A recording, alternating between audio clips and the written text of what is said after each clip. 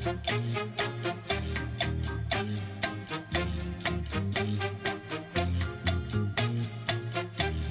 so first off, we have the story, and the story of the game exists, so already that's an improvement over the first game. And the story is, I mean, it's very compelling.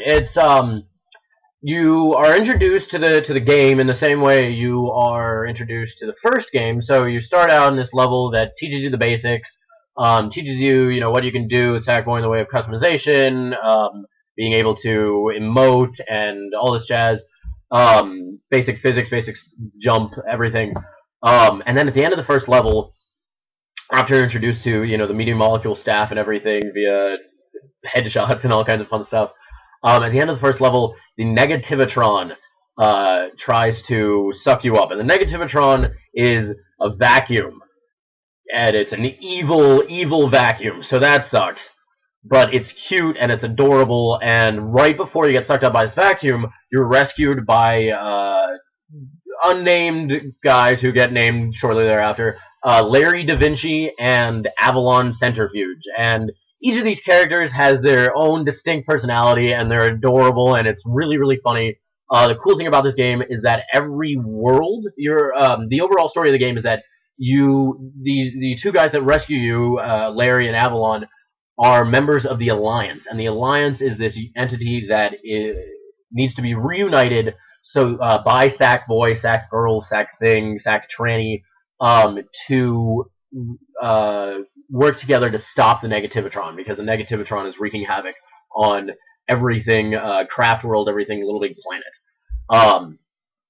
So there are cutscenes that set up each of these worlds. Each member of the Alliance has their own world, and they're nice, they're funny, they're compelling, very well done, very well, as a movie maker, the composition of it, the camera work, the sound effects, everything is great.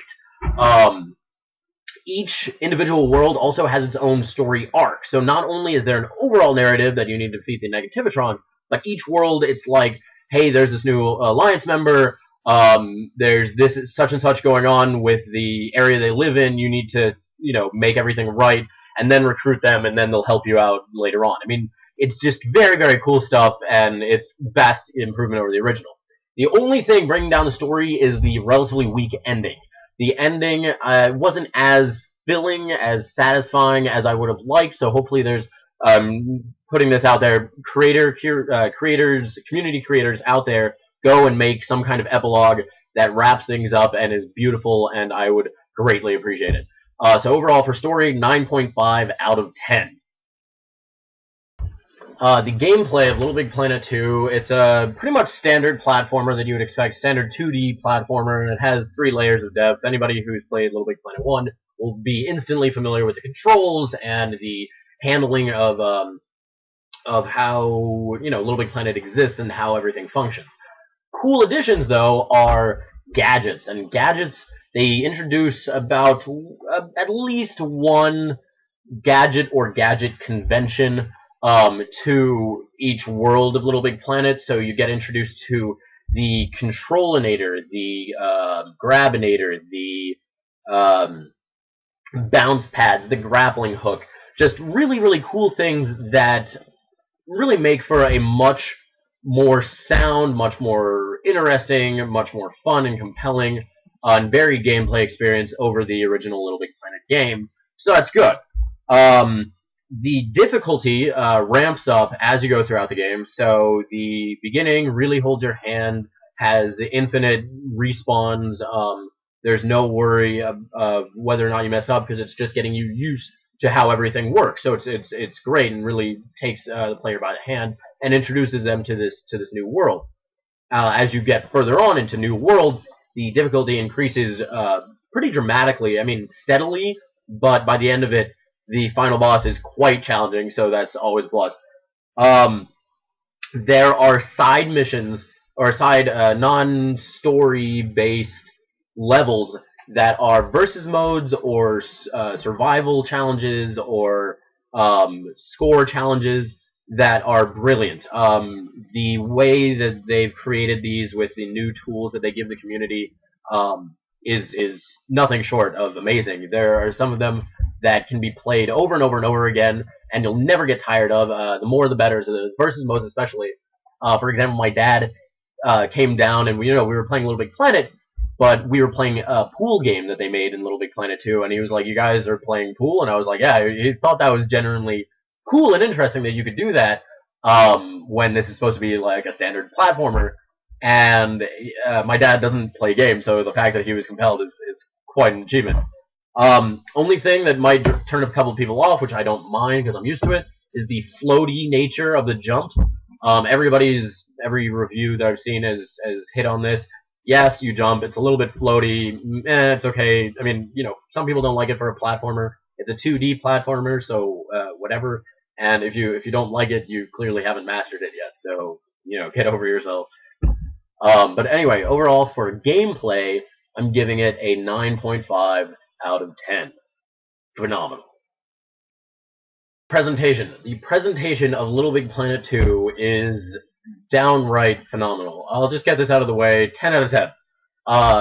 Each world has its own visual style that is really inspired and just beautiful. And even though you have this world of it, each level goes and exemplifies like a new element to this style. It's so well done that anybody looking at this game would just be astounded by how gorgeous it is. Not necessarily from a graphic standpoint, but from how they work with what graphics engine they're dealing with, and just stretch that to its limits. It's mind-boggling how good this game looks. It actually goes. It's a testament to how good the game looks that all of the existing levels. The cool thing that Media Molecule did that is amazing and didn't fragment the community at all is allow you all of the levels that you've made for Little Big Planet 1 are in Little Big Planet 2. So there are over 2.7 million levels, which is ridiculous. That you can jump into at any time, and all of the levels look so much better. If you can remember the themes from Little Big Planet 1, like the gardens theme and the desert theme, they all look that much better. They're so much better. The lighting is that much better. The shadows, the depth of field, it's gorgeous. Again, I mean, it's hard to restate these things, but it's so good.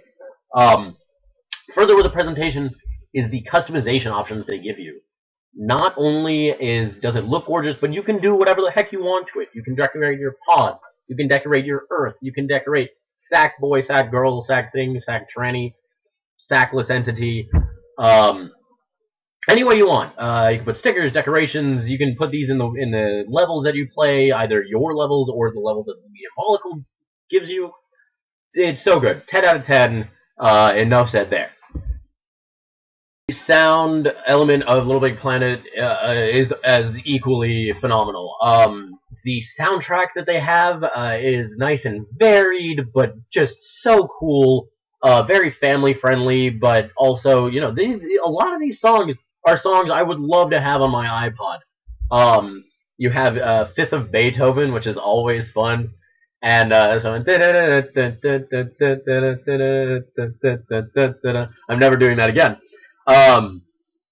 You also have in Little Big Planet 2 in the create mode, you have the ability to create sounds and songs and voiceovers for your own cutscenes.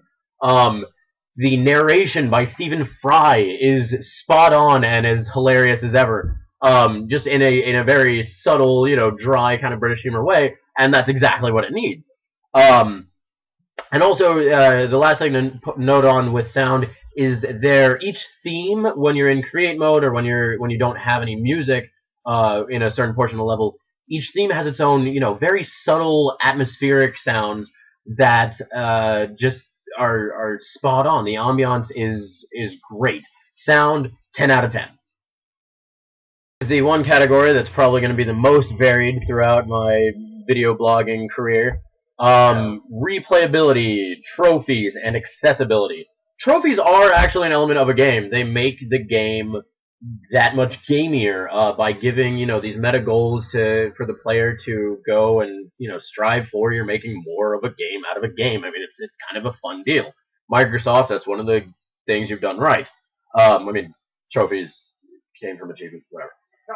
So, replayability. There are millions of levels. You will never get tired. There's no beating the game, quote unquote. I mean, there's beating the story mode, but there's absolutely no way you're finishing this game. There are hundreds of new ones created each day, so there's always fresh content. There's the existing millions of levels, and I guarantee you there will be more, millions of levels this time around. In fact, Mutant Molecules already stated that within the first week alone, they've not only hit server limits that they never hit with LittleBigPlanet 1 in the way of number of people playing simultaneously, but also just the influx of new content is through the roof. I am really looking forward to seeing what's coming with this game. Trophies are also compartmentalized into pins. Pins are a more accessible means of keeping track of progress throughout the game. They're different medal goals, very similar to trophies, and a few of them are trophies, but pins are a nice system that give you hundreds of different, things to strive for, like, hey, how many minutes have you played this game? How many times have you played through certain levels? How many wins have you gotten locally? How many wins have you gotten in online versus mode? Brilliant stuff. And there are certain secret ones, like, have you watched all the way through the credits? Oh no, I said that. Have you played online with 20,000 people simultaneously? I mean, it's really, really cool. It's the accessibility. It's easy to jump into and hard to quit. The versus levels that are provided by Media Molecule and versus levels that people have made in the community are so addictive. Like, if you have terrible addiction problems, stop now. The overhauled rating system. In the last game, you would give somebody like 4 out of 5 stars for a level, 3 out of 5 stars, what have you. This time around, it's very simple. You get a sad, frowny face, or you get a happy face. You can then further it by giving a review, tagging it with different things so it's easier to find. Just the way they've set everything up and the way they've set up your profile, both in-game and online at LittleBigPlanet.me, both very great. Replayability, trophies, accessibility, 10 out of 10. Bugs. And a lot of people are probably asking, well, why do you include bugs in a review? Bugs shouldn't be in final products. Ha ha ha! I've seen so many games that have bugs in them that it's like, why did you ever put this game out? It's so flawed. Even amazing games have terrible animation glitches, which I don't think I'm gonna get into right now. I'm focusing on LittleBigPlanet 2. There's nothing game-breaking about it. There are few animation glitches here and there, like, involve if you have like a really, really small polygon, maybe the texture is going to fade in and out as it turns from one side to the other. It's alright, it's nothing, too disconcerting. Overall the game is gorgeous, so it's still fine. The one thing that takes the review for bugs down a little bit is if you are going through and trying to ace a level, so get through the level in one go, there are some times where if you make something explode, then a chunk of that explosion will be large enough such that you cannot get it out of your way, and you are thus stuck and need to either restart the level or restart from a spawn point, which thus defeats the ace a level deal. So bugs, unfortunately, gets a 9 out of 10. Just because that one part took it down. The entire game overall is very polished, so you're totally good. 9 out of 10 is amazing. Line for this game is it improves upon the original in every single way. The multiplayer and the jump in, jump out nature of multiplayer, so you can jump online immediately if you want to. Your friends who might not be there at the beginning of the level can just pick up a controller, jump right in, and choose actually one of their own profiles that you have on your PS3 system. The community features are limitless and never-ending and brilliantly handled. Everything's streamlined from the first game to the second game. So community features are that much better.